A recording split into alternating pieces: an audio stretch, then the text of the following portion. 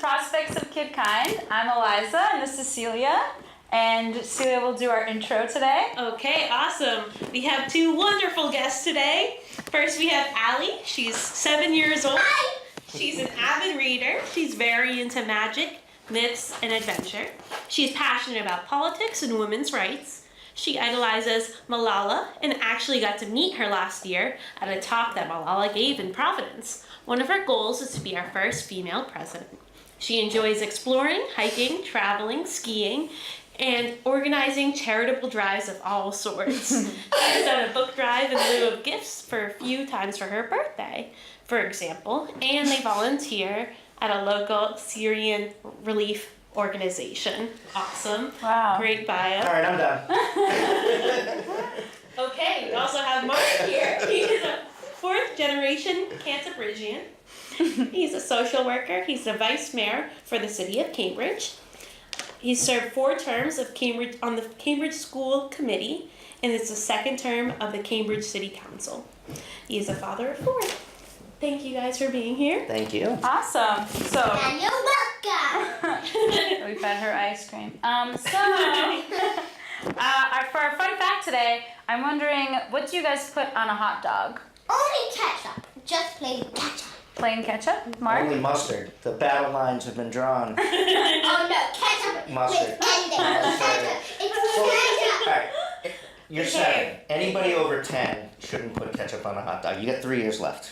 Mom puts ketchup on her hot dog. We'll have to talk. Mom might be 10. Celia? I like my hot dog plain.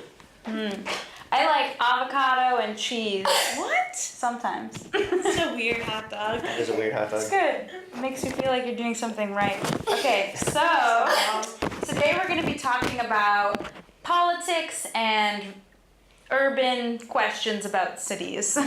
So here we go. Okay, so first off, we'll ask Allie, what does it take to run a city?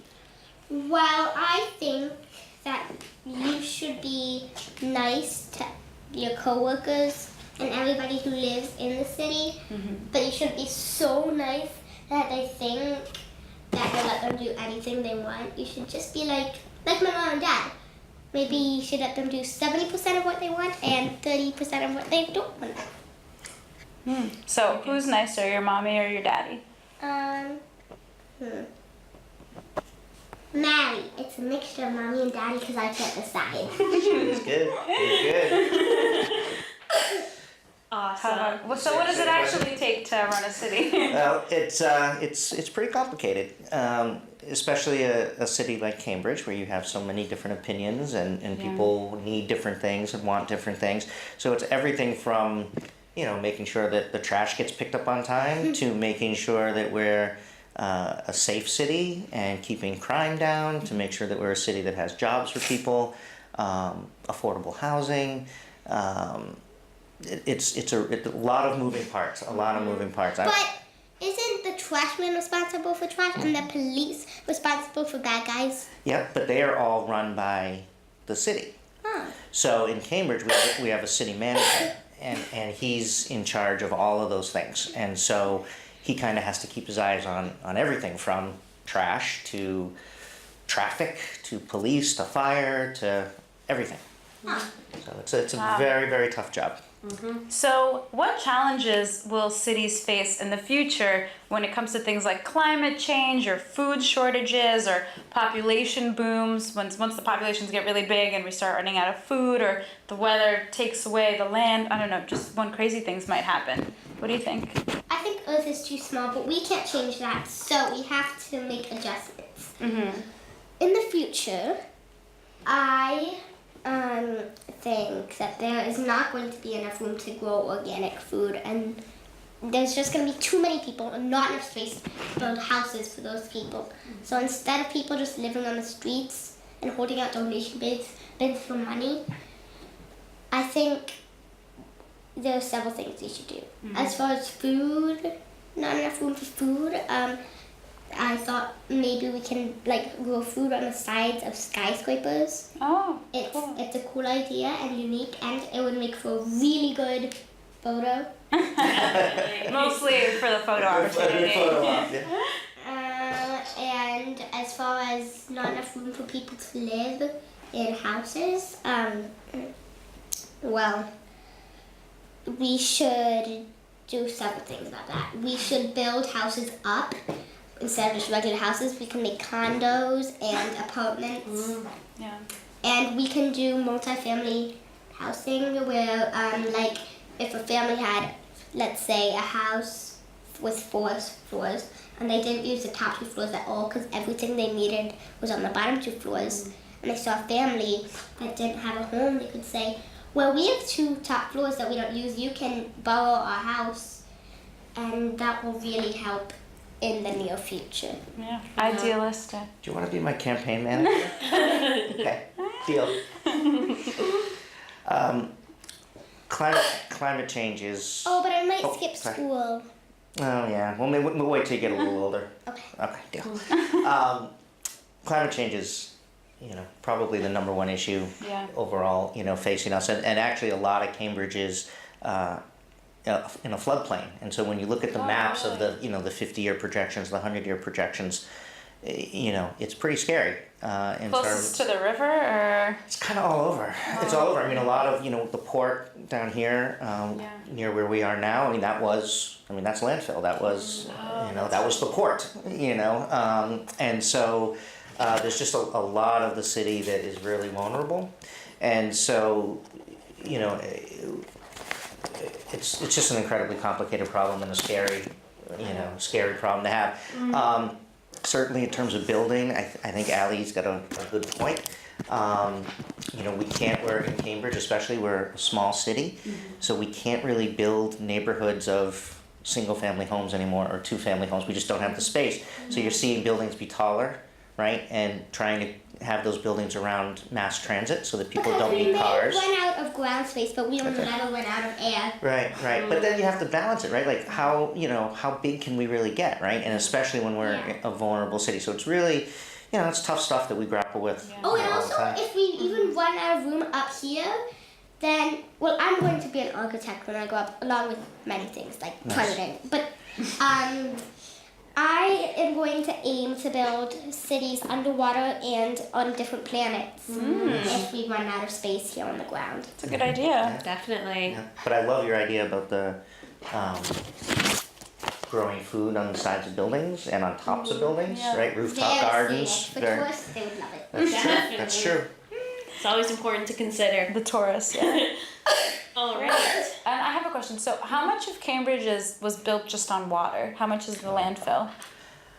It's a good question. I don't know percentage-wise. Certainly a lot of the port, a lot of Cambridge Port, which is different neighborhoods closer to the river and Riverside. Yeah. A pretty good. A lot of just this whole area. A lot of Boston was, and so a lot of it is this whole area is landfill. Right. That's nuts. Cool. Great. Can you give us an example, Mark, in this situation, of a key issue that is affecting Cambridge residents? Are you able to improve the situation?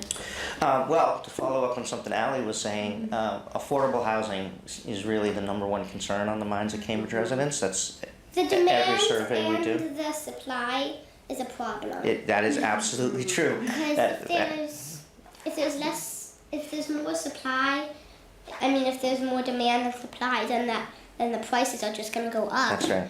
Yeah. But and if they are there's- going up. And they are going up. If there's more supply than demand, then the prices will go down. Right. Yeah. And that's what we have to aim for, but we just can't make people not want houses. Right. Yeah. There's a group called the I'm gonna get their name wrong, but it's like the Metro Boston Housing something, and they work out of the Mike and Kitty Dukakis policy program at Northeastern, and they talk about 2 things that you can do to kind of help with the cost of housing in your city. One is that you need to have a vacancy rate of 5%, which means you need about 5% of the apartments unoccupied, and that helps keep the rents down. And Cambridge is like Over 2%. 5%. No. We have a very low vacancy rate because so many people want to live here. Yeah. So we're not even close to the 5%. The other thing you do is you make your city an undesirable place to live. So if you have a lot of crime in your city, if your schools are terrible, if your services are bad, Yeah, let's work on that. prices come down because nobody wants to live there. Cambridge is a great city to live in, Yeah. and we don't have enough housing. So we're getting a sort of a double whammy, and so we're doing a lot of different things on the city council to try What to about address people that. just move to my town? Could be. Or Yeah. more crime. I'll work on that. Work on more crime, yeah. And it's also, Boston's funny, this metro Boston area, because we're all these small cities that are dealing with the same issues, but we don't really work together very well. And so while Cambridge is building a lot of housing, and Somerville is, and Boston is, Yeah. other communities aren't. And so they need to, our suburban communities need to step up and start building housing as well, because we can't supply enough housing for the whole region. I see. Interesting. So, next question. Are we ready? Pay attention. Definitely. They If get you any help became- with these answers tonight? I think she's trying to get some of the questions ahead of time. If you became president, Yeah. what is the first thing you would do, Allie? Well, you can go first since that's a big question. Me? If I was, I didn't think about this. If I was president, what is the It's a lot first easier thing asking the I would questions. do? Oh yeah. In terms of like passing a law or something, I guess, I would want to just spread more happiness somehow. I would want to make, give every person like more time somehow if possible, like make it a law that every day, no matter who you are, somehow you have to do something that you love every day. So if people work, maybe mandate like, at 3 p.m. every day, stop working and do something that makes you happy. Stop working, Great. go get ice cream, go to the beach, come Ice back to cream, work. yeah, something, and for kids too, and just for everyone. Like, even if you have kids or something, they have School to do comes it. out with at you. 12 o'clock? Yeah, maybe. I don't know. Yes! That's something I would think we need. I don't know. Make sure people have fun. Force them. You better have fun. Which is really the best way to have fun. I don't know. I'll smash you with the head. Maybe not the smashing, but yeah. Celia? I didn't think this through. I can't think of one on the spot. I'm gonna pass for the Maybe moment. free museums or something. Yeah, that'd be cool. Something like make art free for everyone. Something like that. I could see maybe you. I don't know. Allie, what do you think? Well, law-wise, I would say, women should be paid as much as men. Like even now, someone could be a real good worker. They would show up every day, maybe get, I don't know, $50, let's just say.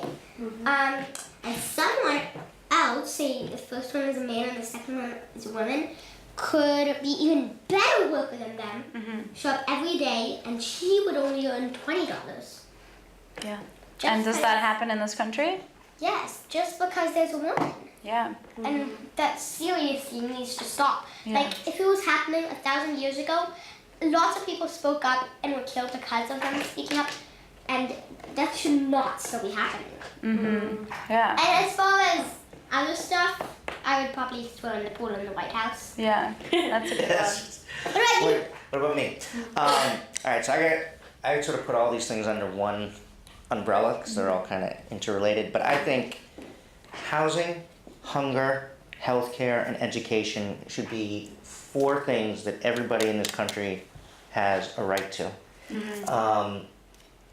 Everyone has different abilities, different skills, different things that they can either make something more of themselves or not, or whatever. But if we have a system where people are homeless, and millions of kids who go to bed hungry in this country.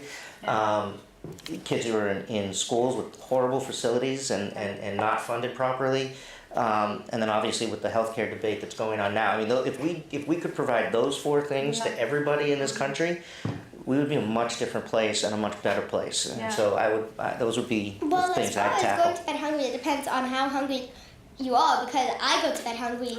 Like, I go to bed every night wishing I had an extra snack. Yeah. But imagine there are kids who just don't even have breakfast, lunch, or dinner. I know, and that's why I was maybe thinking of a food drive at my school. There you go. Another See, way drive. to take action. We already have a food drive at the school, but we should have 2 food drives. One is in the middle of the year, so maybe one should be at the So there'll be one at the middle of the year and one at the end of the year. Nice. And Good one idea. at the beginning of the year for good measure. Definitely. Awesome. So, Cool. yeah. What is the most challenging thing that you've ever done? Allie, would you like to go first? Yeah. It was probably my family trip to Spain, coming back on the plane. I just had to sit for 7 hours, and that's so hard for me. It was really hard for me to sit for more than 25 minutes, and it was just like killing me. What did you do while you were on the plane? I read my book and watched a movie. And it was still tough. Yes, and sometimes I even consider maybe faking having to go to the bathroom just so that I could get up. A classic technique. Cool. Awesome. That's pretty hard. about you? Let's see, probably the swimming. So, I have a real, I'm not great in water. I have a real kind of fear of water. I don't quite know what happened to me as a child, but I get very nervous when I'm in water. So trying to learn how to swim was really difficult because I just would panic. Do you still like swim? when did you Not- try to learn how to swim? Yeah, I've tried it different times and it never really goes well. So you don't really know how to swim? You know, if I fell out of a boat, I could probably get back to the boat, but I'm never going to go on a boat. I hate water. So people keep saying, you have to learn how to swim. And I said, yeah, not if I just stay on land all the time. Well, unless with climate change, Cambridge goes underwater, I suppose I'd have to learn how to swim. And you have to swim to work or Swim something? to work or whatever. But yeah, I get really freaked out. What about your kids? Do they swim? My kids all swim. My kids love water. I have 6-year-old twins, and when they were in a toddler swim class, my wife took one of them, I took the other, and I was in the kiddie pool, which was up to about here. I'm also not very tall, so the kiddie pool comes up to my chest, and I'm holding my daughter, who was about a year and a half. And the instructor came over and asked me to leave because she said, "You are so tense and so nervous. You are scaring your daughter." So I was kicked out of the kiddie. You're like swimming lessons. shaking. Yeah. So I was banned from the kiddie pool at the Y because I was too nervous learning how to swim. So I usually sit on the side and watch. You need to give me your phone number. I need to give you swim lessons. You can do that. All right. Are you a good swimmer, Allie? We can meet in Goffstown at the Y. Okay. I have like 30-minute breaks in between my swim lessons. Okay. And when I have open swim before swim lessons, I can just teach you. Are you also a therapist? Because we have to get past whatever phobia I have. Yeah. No, but I have done several things like that before with my brother. Oh, okay. Are you a therapist for your brother? Yes, but I'm not an actual physical therapist that gets paid to do therapy. But that's nice. Add that to your list. Awesome. Maybe. What's the biggest problem that your brother's had that he's talked to you about? I don't know if we And that might be Oh, private information. I could go in a lot of different directions. skip that. No one thinks to go to school because of the bullies. Oh. I told him, don't worry if John the bully ever does anything. John, if you're watching. Ever does anything that can threaten you, invite him to your birthday. My mom might not be happy, but I'm gonna confront him for you. Oh. Oh, that's nice. Cause I'm more of the violent type. Oh. All right, maybe I'll move over here. I don't like to sit around and watch other people do things. I like to take lead, take action, get things done. Yeah. Well, that having just met you, I think that is pretty obvious. Yep. That's awesome. That's a good way to be. Don't let people tell you not to be violent then. If someone punched me, I know it's not a good thing, but I would probably punch them straight back. Cool. Moving on to our next question. We are not promoting violence. We promote creativity I try and not to. love. I try not to, but I can't help it. What if you gave him a hug instead? Yeah. Wouldn't that be a better retort than punching them back? Wait, if they punched me and I give them a hug, they'll probably just punch me again. No, what if that changed them and they were like, oh, I feel bad. With the bullies that face that is not gonna happen with the bullies that I know. Well, Bullies are tough. these are tough. Yeah. We have Yes. one in the White House. Yeah, we do. Yeah. All right. Yeah, hard to tackle bullies. So, what does it take wrong one. What was before the Big Bang? Do you have any theories about this? What happened before the Big Bang? Well, I know before the Big Bang, everything, the planets, the stars, the sun, just one big clump. And I don't know what was surrounding that, but I would really like to know. They were a big clump. Something had to be around that. What was surrounding that clump? Bullies. I don't know. Usually we're not talking about the TV show. We are. What were you watching before that show? What was TV before the Big You haven't been on TV before that. So revolutionary. I like Allie's answer, and you know what? It kind of gives me a headache sometimes to think about, because what was around nothing? Nothing, but what is nothing? Yeah, I don't know. Yeah, what is nothing? Right. I don't know. That's it. Let's go back to the hot dog question. If it's whiteness, nothingness, then how does it feel, smell? Right. Yeah. We'll never be able to I don't know. So, do you guys have any questions for each other? Allie, do you have any questions for Mark? Yep, I have a few questions for Oh, you. all right. Fire away. Number one. Chocolate. No. If you had any superpower in the world, what would it be? One superpower. Can't answer everything. You have to choose something. Super speed. Because I'm always running late. It'd be nice to be able to get to places faster. I would choose invisibility. Invisibility? Invisibility. That's a good one. How about you, Celia? But I would have to turn it off and on. I just don't want to be invisible for the rest of my life. Okay. That's fair. Invisibility is That's cool. good. That's very Yeah. key. You don't want to be invisible Yeah. forever. That's true. Nope. I would not want to have X-ray vision if I couldn't turn it off. I know because when I said on Facebook, it asked me that, and a picture showed a superhero trying to answer the door. He was seeing an old lady behind him, but he didn't realize the door was still shut. Oh, dear. Oh, wow. Interesting. So mine would have to be the ability to turn food that has gone bad to the no longer bad, or if fruit, for instance, isn't ripe yet, to make it ripe. Avocados. See, that's creative. I was thinking standard superpowers. That's. I mean, I was can't way to think outside the I box. can't take credit for it. I took it from my friend, and then it evolved. Yeah. You tweaked it a bit. Yeah. I would want the ability to learn everything and understand everything, like in every subject. Because there are so many things that I don't have time to learn or I don't understand no matter how much I try to understand. So I wish I could know everything in every subject and know how to fix everything myself and do everything myself. And for everyone to be like, we could all know things and share things. Sounds amazing. Yeah, it's pretty amazing. So, Allie, do you have any other questions for Mark? Oh yeah, if you could design any video game in the world, what would it be? Ooh, any video game in the world. I'm old, Allie. I'm old, right? So I'm kind of a traditional video game kind of guy.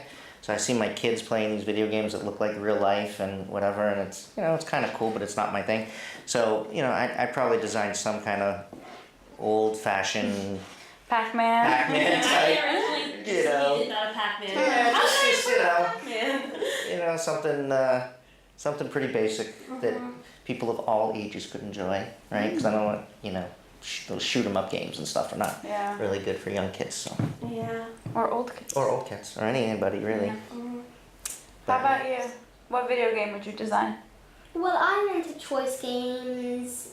What's a choice game? Race family games, so I would design a game where you get to choose your own character, and then you would live out your character's life and make choices along the way. Like on day one of playing, you would be your baby character, and you can make choices like, do I want to cry or say goo goo gaga? Do I have my baby milk now or later?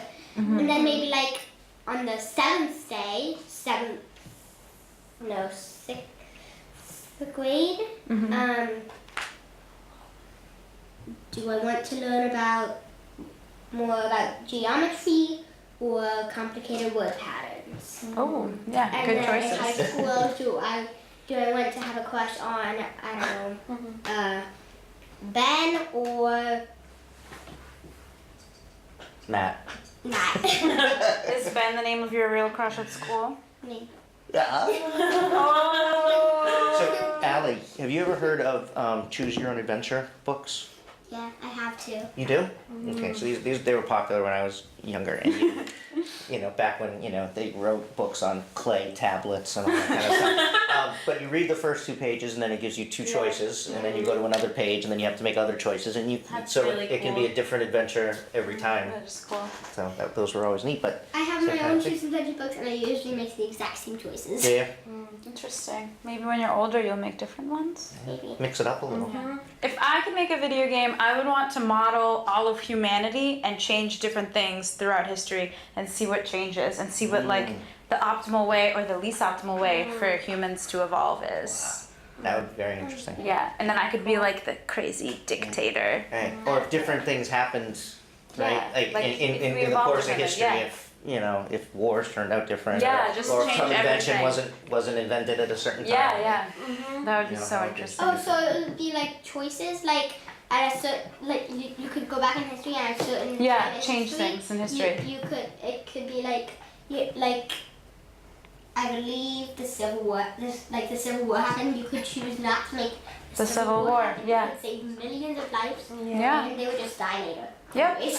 Something like that. Probably less painfully. So Yeah. Yeah. So, what video game would you want to make? Well, I really like the Pac-Man idea, but I didn't seem to think of anything come from that. But I was thinking maybe something along the lines of Tetris and like putting like packing your like a van if you're moving and doing some sort of way to sync what you're doing on a screen and also see all the different like the couches and how it could fit in best. Like a, Like a like puzzle furniture kinda. Like a modeling simulation type of thing. for your own apartment. For like moving, Oh, so when you're I have a moving game. to... like packing up the I mean, I van. saw a game. It's not exactly like that in the App Store. It's not exactly like that, but like People want to see you. so. Actually, we're out of time, Allie. I'm really sorry. Oh, darn. But can you say bye? Bye. And thank you to our wonderful Thanks guests. for watching us. Goodbye. Yeah. Awesome.